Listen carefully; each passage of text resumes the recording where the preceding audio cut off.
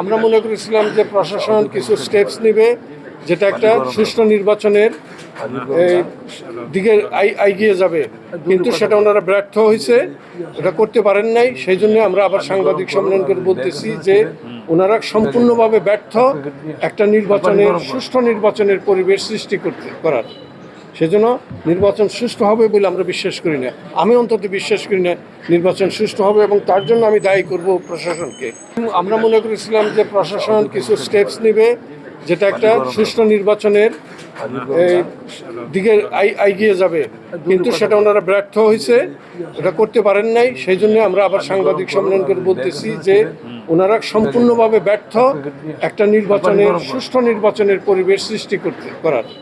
সেজন্য নির্বাচন সুষ্ঠু হবে বলে আমরা বিশ্বাস করি না, আমি অন্তত বিশ্বাস করি না নির্বাচন সুষ্ঠু হবে, এবং তার জন্য আমি দায়ী করব প্রশাসনকে।